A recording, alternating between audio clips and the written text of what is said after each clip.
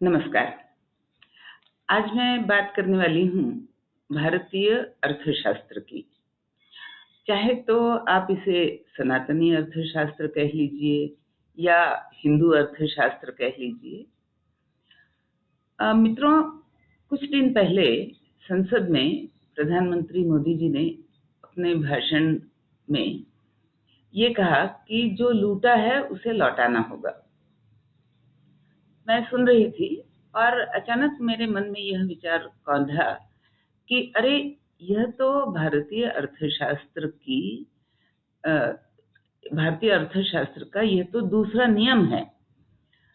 तो अब आप पूछ सकते हैं कि पहला नियम क्या है और ये भारतीय अर्थशास्त्र क्या होता है। तो इसी विषय पर मैं आज का यह वीडियो बना रही हूँ। लेकिन मैं ये बता देना चाहती हूँ कि हमारे देश में कुछ लोग ऐसे भी हैं जो ये मानते हैं कि भारत ने जो भी सीखा है वह पश्चिमी देशों से सीखा है। उनसे सीखने के पहले या उनका ज्ञान भंडार हमारे लिए खुला, उसके पहले हमारे देश में लोगों को ना तो इतिहास आता था, ना तो भूगोल आता था, ना उन्हें समाजशास्त्र, राज्यशास्त्र, अर्थशास्त्र, तत्व दर्शन यानी फिलॉसफी, गणित, खगोल शास्त्र, इसमें से कोई भी विषय उन्हें नहीं आते थे, या अगर आते भी रहे होंगे तो वो बिल्कुल गलत तरीके से। इसलिए अगर कोई सनातनी शास्त्रों की बात करता है तो वह अवश्य ही तुच्छ, अव्यावहारिक और ध्यान ना देने योग्य हैं। ऐसा हमारे देश के कई लोग मानते हैं। तो उनके लिए यह वीडियो नहीं है, वे इसे ना ही देखें तो अच्छा है। लेकिन कुछ लोग इस बात को मानते हैं, और उनमें से मैं भी एक हूँ, कि हमारे यहाँ हजारों वर्षों से एक बहुत बड़ा ज्ञान का भंडार बढ़ाया गया, मतलब उसको अर्जित किया गया, उसे बढ़ाया गया और उसके आधार पर समाज में उन्नति आई। और एक उन्नत समाज हमारा भारतीय समाज था, आज भी है। लेकिन हाँ, ये अवश्य है कि उस ज्ञान भंडार में से, उन ग्रंथों में से बहुतों को हम या तो भूल गए हैं, भूल चुके हैं, पीछे छोड़ रहे हैं, क्योंकि हम आज उन ग्रंथों के प्रति उतने अध्ययनशील नहीं हैं। और किसी भी ग्रंथ को, किसी भी सिद्धांत को, किसी भी परंपरा को, किसी भी ज्ञान को जागृत रखना है तो उसके प्रति अध्ययनशील होना पड़ता है। तो ये अवश्य है कि मेरे विचार में कि कहीं ना कहीं जब तक हम अपनी अध्ययनशीलता को वापस नहीं लाएंगे, तब तक हम इन बातों को अच्छी तरह से नहीं समझेंगे। अध्ययनशीलता के बल पे हमें ये भी करना होगा कि जो हमारे इस तरह के सिद्धांत कई अलग अलग ग्रंथों में बंधे हुए हैं, भरे पड़े हैं, उन्हें उन ग्रंथों से चुन करके हमें एक समग्र शास्त्र और आज का जो वर्तमान परिप्रेक्ष्य है, उस परिप्रेक्ष्य के संदर्भ से हमें इन बातों को दोबारा समझने की आवश्यकता है। तो खैर चलिए, इसमें कितना अध्ययन मैं कर पाती हूँ, आप कर पाते हैं, ये फिर भविष्य बताएगा। जितना मैंने समझा अर्थशास्त्र, भारतीय अर्थशास्त्र को या पश्चिमी अर्थशास्त्र को, उतना ही मैं अभी चलूंगी। लेकिन ये अवश्य है कि ये सूत्र जो है, ये बड़ा मुझे लगा कि बड़ा ही सटीक सूत्र है कि जो लूटा है उसे लौटाना होगा। मित्रों, हम भारतीय अर्थशास्त्र की बात करें इससे पहले थोड़ा सा हम ये देखते हैं कि पश्चिमी देश में अर्थशास्त्र क्या है और उनके पास क्या सिद्धांत हैं वगैरह।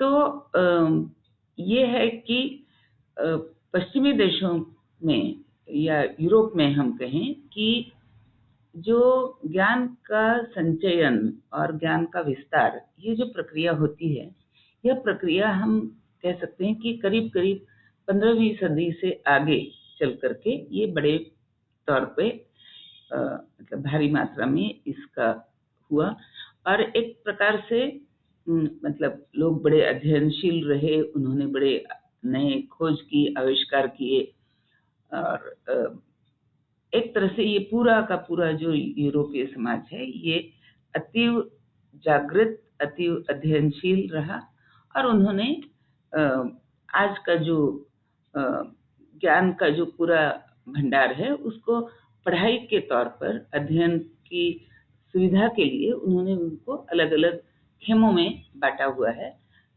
तो इसमें अर्थशास्त्र भी एक उनका सब्जेक्ट है, और इस अर्थशास्त्र के सिद्धांत को क्या सिद्धांत हैं, तो मोटे तौर पे 2 सिद्धांत या 3 सिद्धांत हम कह सकते हैं कि आज यूरोपीय प्रणाली में हैं।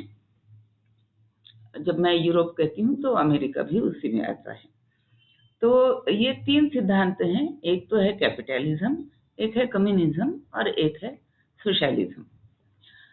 और ये जो सिद्धांत लिखे गए, इनमें ये बात जरूर हमें याद रखनी पड़ेगी कि जो आज से करीब 2500 वर्ष पहले ग्रीक सभ्यता भी बड़ी ही प्रगत थी, और वहां पर 3 बहुत ही बड़े विद्वान हुए, सुकरात, प्लेटो और अरस्तु, या सोक्रेटिस, प्लेटो, एरिस्टोटल। तो ये 3 जो विद्वान हुए, उन्होंने बहुत अधिक ग्रंथों की रचना की, और फिर उसके बाद चूंकि रोमन साम्राज्य ने ग्रीकों को ध्वस्त कर दिया वगैरह, तो एक जो ज्ञान साधना चल रही थी वो खंडित हो गई, जो ज्ञान की परंपरा थी वो खंडित हो गई, ग्रंथ बाकी रहे। तो जब यूरोप में पुनः एक बार ज्ञान की तरफ लोग बढ़ने लगे, पढ़ाई की तरफ बढ़ने लगे, तो उन्होंने इन ग्रंथों के आधार पे अपने आगे के सिद्धांत चलाए। तो यूरोप में जो भी नया ज्ञान का विकास हुआ, उनमें आप देखेंगे कि सभी विद्वान प्रायः अपने, चाहे उनका शास्त्र कोई भी हो, लेकिन वो कहीं ना कहीं सुकरात, प्लेटो और अरस्तु के कुछ ग्रंथों की या उनकी कुछ पुस्तकों की, उनके सिद्धांतों की बात करते हैं, वो उसको नींव मान के चलते हैं और वहां से आगे बढ़ते हैं। खैर, तो अब ये कैपिटलिज्म क्या है? तो एक पोएटिक भाषा में अगर कहूँ तो ये जो बड़ा एक सुंदर सा कोट है कि ही केम, ही सॉ, ही कॉन्कर्ड, तो कैपिटलिज्म पे ये कोट जो है वो लागू होता है। कैसे? तो एक उदाहरण मैं देती हूँ कि मान लीजिए कि कहीं एक झरना बह रहा है, और लोग, आसपास के लोग आते हैं, उसका पानी लेते हैं, उपयोग में लाते हैं, और ये प्रक्रिया कई वर्षों तक चल रही है, और सभी लोग उस झरने को देख रहे हैं, उसका पानी पी भी रहे हैं, उसका उपयोग भी कर रहे हैं। लेकिन कहीं किसी समय कोई एक ऐसा व्यक्ति वहां पर आता है, वो उस झरने को देखता है और वो कुछ अलग सोच लेकर के आगे बढ़ता है। वो उस झरने पर एक बांध बनाता है, तो अब एक पानी का जलाशय बन गया। अब उस पानी को वह लोगों को कहता है कि हाँ, तुम इसमें से पानी ले जा सकते हो, और उसके सहारे अपना खेती या जो भी करना है, जहाँ पानी की अधिक आवश्यकता है, तो ये पानी लेकर के तुम उसका उपयोग कर सकते हो। या जब बारिश का मौसम नहीं है, थोड़ा सा कहीं पानी की कमी है, तो ये जलाशय है, तो ये पानी की कमी आपको महसूस नहीं होने देगा। तो लोग कहते हैं वाह, बड़ी अच्छी बात है। और चूंकि उस जलाशय के पानी को लोग प्रयोग में ला रहे हैं, उपयोग में ला रहे हैं, तो वो कहता है कि भाई इसके एवज में तुम थोड़े थोड़े पैसे मुझे दे दिया करो। लोग उसे भी मान लेते हैं, और इस प्रकार दोनों का फायदा होता है। अब यहाँ पर हुआ क्या कि एक जो झरना था जिसे सभी लोग देख रहे थे, लेकिन उसमें कोई कुछ कर नहीं रहा था। इस एक व्यक्ति ने कुछ किया, तो ये सभी ने स्वीकार कर लिया कि उस झरने का जो जलाशय बना और उस जलाशय में जो पानी है वह उस व्यक्ति की संपत्ति हो गई, और वह उस संपत्ति के आधार पर वह लोगों से पैसे ले सकता है। तो इसी प्रकार मान लीजिए कि एक व्यक्ति कहीं चल रहा है, उसने एक बड़ा मैदान देखा, खाली पड़ा हुआ था, या किसी की वो संपत्ति थी तो उसने उसे खरीद लिया।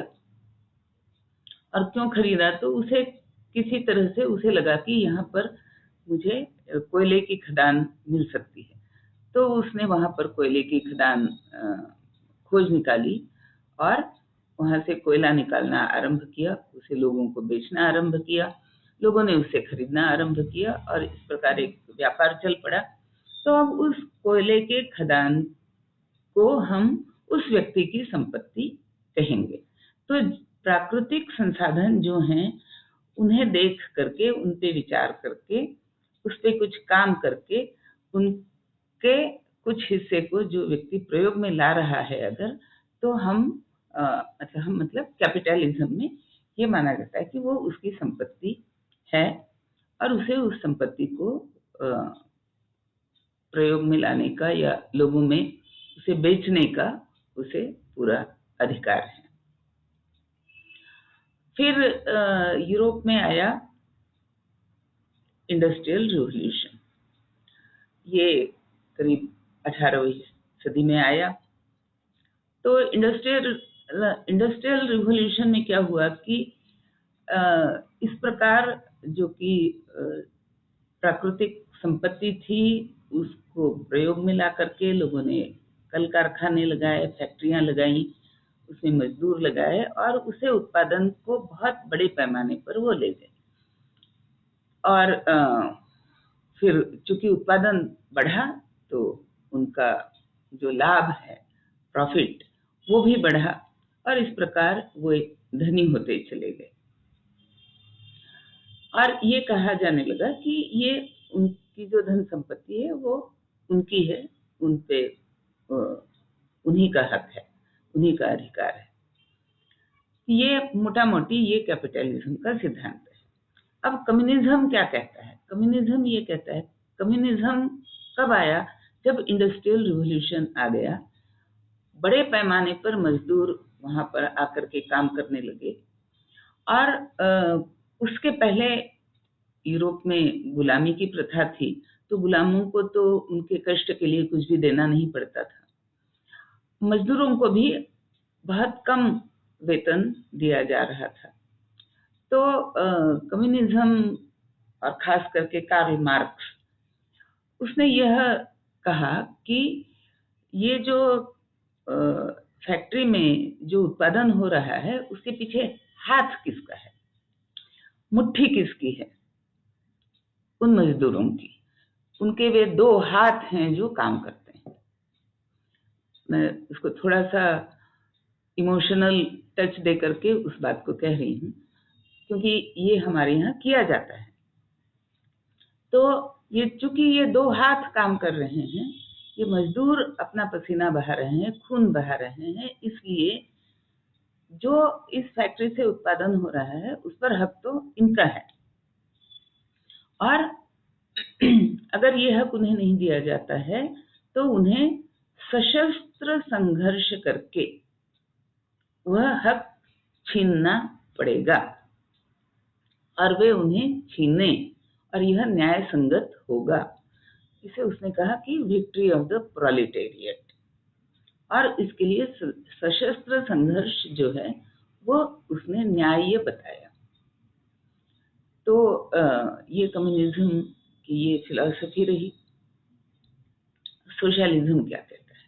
सोशलिज्म कहता है कि भाई देखो, एक तरफ तो ये फैक्ट्रियां अपना उत्पादन कर रही हैं, मजदूर उसमें काम कर रहे हैं, मजदूरों को मजदूरी मिल रही है, इसमें हम कुछ बीच में नहीं पड़ेंगे। लेकिन एक राज्य व्यवस्था के अंतर्गत जो इन फैक्ट्रियों से टैक्स वसूला जाता है, जो धनी लोगों से टैक्स वसूला जाता है, जो कि किसी भी राज्य में राज्य व्यवस्था चलाने के लिए आवश्यक होता है, तो वो जो टैक्स आ रहा है उसमें राज्य व्यवस्था की यह एक जिम्मेदारी बनती है, उत्तरदायित्व बनता है कि वह लोगों को कुछ बेसिक सुविधाएं उपलब्ध कराएं, गारंटीज से उपलब्ध कराएं। तो रोटी, कपड़ा, मकान ये तो चाहिए, इसके साथ शिक्षा, स्वास्थ्य, ये 5 चीजें लोगों को देनी होंगी, गारंटीड देनी होंगी। और इसकी व्यवस्था जो है, इसका भार जो है, इसका उत्तरदायित्व जो है, वह राज्य व्यवस्था जो है, जो शासन में है बैठा हुआ, उस पर ये व्यवस्था लागू होती है, मतलब ये उसकी जिम्मेदारी बनती है। तो इस प्रकार सोशलिज्म जो है वो एक तरह से कम्युनिज्म का थोड़ा सा हम कहेंगे कि एक माइल्ड, या जिसे एक थोड़ा सा इंसानियत का जामा उसने पहना हुआ है और इंसानियत के लिए वो काम करता है। तो आज की तारीख में जो पश्चिमी देश हैं वो इस तरह से खेमों में बटे हुए हैं, कोई कैपिटलिज्म को मानता है, कोई कम्युनिज्म को मानता है, और कई देश जो हैं वे सोशलिज्म की बात करते हैं, सोशलिज्म को मानते हैं। तो ये हुआ मोटे तौर पर एक यूरोपीय समाज में जो 3 अर्थशास्त्र के 3 अलग अलग सिद्धांत हैं, उनकी मैंने बात की। अब आते हैं कि भारतीय अर्थशास्त्र जिसकी मैं बात करती हूँ वो क्या है। तो मैं ये मानती हूँ और कई लोग मानते हैं कि कई चीजें ऐसी हैं जो कि भारतीयों ने पहली बार समझी, भारतीयों ने उसे प्रकाश में लाया, भारतीयों ने उसे सूत्रबद्ध किया। और अर्थशास्त्र के विषय में मैं मानती हूँ कि हाँ, इसे भारतीयों ने पहली बार समझा और सूत्रबद्ध किया। हालांकि उसके लिए उन्होंने शब्द का प्रयोग जो है वो अर्थशास्त्र इस प्रकार का प्रयोग नहीं किया, लेकिन भारतीयों ने 4 पुरुषार्थ गिनाए: धर्म, अर्थ, काम और मोक्ष। और अर्थ को भी एक पुरुषार्थ बताया है। अर्थ यहाँ पर संपत्ति, और संपत्ति को अर्जित करना, संपत्ति अर्जित करना, यह एक पुरुषार्थ माना गया है। तो अब ये जो जैसे मैंने कैपिटलिज्म की बात कही, संपत्ति अर्जित वहां भी हो रही है, जो फैक्ट्रियां लग रही हैं, मजदूर काम कर रहे हैं, संपत्ति वहां भी अर्जित हो रही है। जो किसान हैं, किसान खेती कर रहे हैं, संपत्ति वहां भी अर्जित हो रही है। तो यह संपत्ति का अर्जन, यह पुरुषार्थ है, और इसे भारतीय समाज ने हमेशा एक आदर का स्थान दिया हुआ है। लेकिन प्रश्न आता है कि यह पुरुषार्थ किस प्रकार हो। तो यहाँ पर धर्म की बात आती है और सनातन धर्म की बात आती है। और सनातन धर्म में कोई ऐसा नहीं है कि उस पुस्तक में लिखा है या उस भगवान ने आदेश दिया है इसलिए हम मान रहे हैं, ऐसा नहीं है। जब हम सनातन धर्म कहते हैं तो धर्म शब्द की व्याख्या ये होती है कि जिन नियमों के पालन से समाज का हित होता है, प्रजा हित होता है, उन नियमों को धर्म कहा जाता है। और कुछ विद्वान व्यक्ति बैठ करके ये निश्चित करते हैं कि ये नियम समाज के लिए अच्छे हैं, समाज को आगे लाने के लिए अच्छे हैं, और इसलिए समाज में इनका संस्कार बढ़ाने की आवश्यकता है और उन संस्कारों को देने की व्यवस्था होनी चाहिए, इत्यादि। तो ये बातें जो समझते हैं, करते हैं, जो नियम बनाते हैं, संस्कार देने के लिए व्यवस्थाएं बनाते हैं, वे धर्म का काम करते हैं, या उनके कार्य को हम कहेंगे कि वह धर्म कर रहे हैं। तो वह हुआ धर्म का पुरुषार्थ। दूसरा संपत्ति अर्जित करने का पुरुषार्थ है। तीसरा उपभोग का भी पुरुषार्थ है।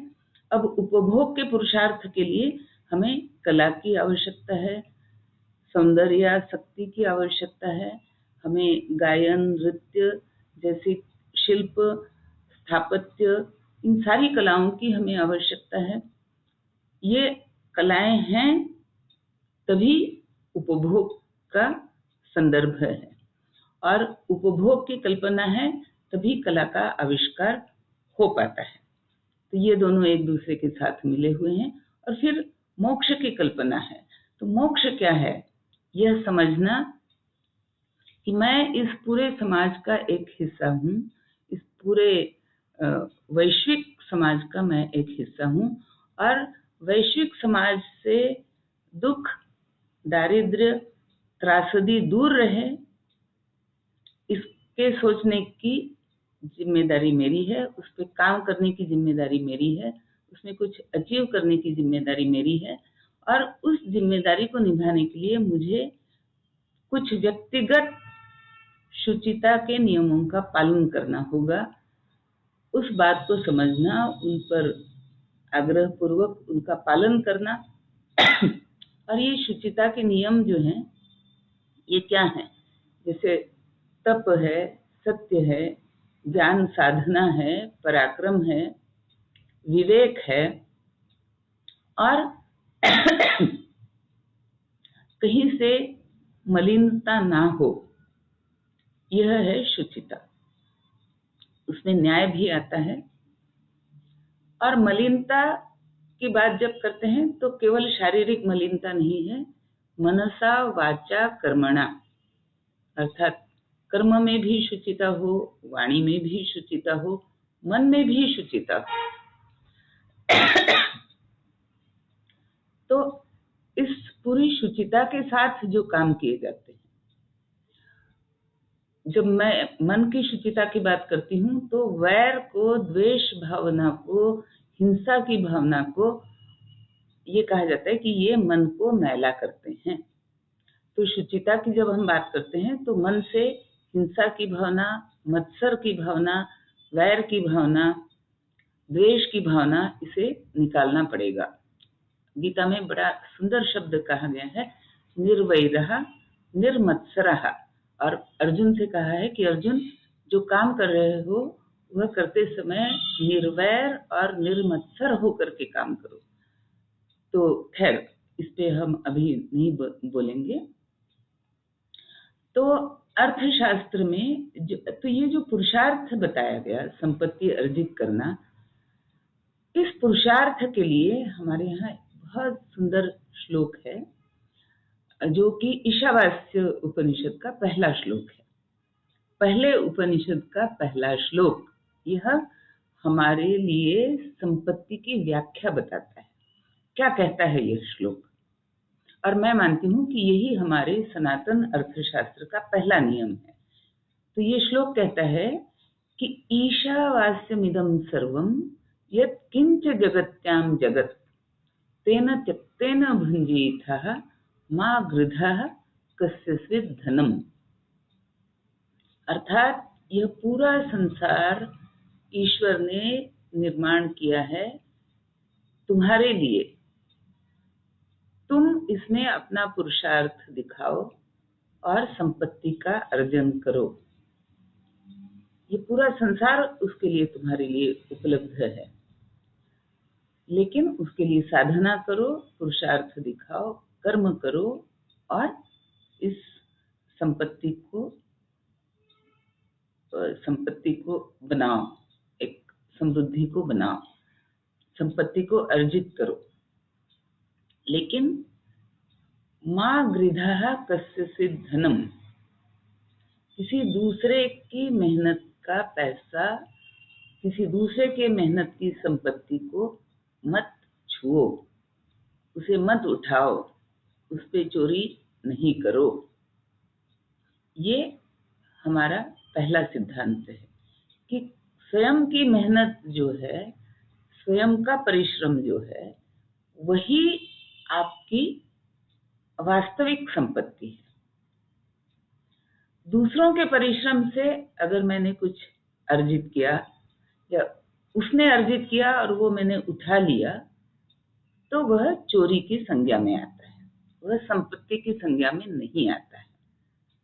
और जो चोरी की संज्ञा में आता है, अब देखिए कहीं नोट हैं किसी के पास उसकी जेब में, और मैंने उसकी जेब से वो नोट निकालिए, ये पैसा अब मेरे हाथ में आ गया, तो जब ये पैसा मेरे हाथ में आ गया तो लोग कहेंगे कि ये मेरा हो गया, लेकिन ऐसा नहीं है। जो भारतीय नीति है, भारतीय अर्थनीति है, वह ये कहती है कि आपने जो भी कमाई लूट खसोट से की है, वो कमाई है ही नहीं, वो संपत्ति है ही नहीं, उसे हम लक्ष्मी कह ही नहीं सकते, उसे हम अलक्ष्मी कहते।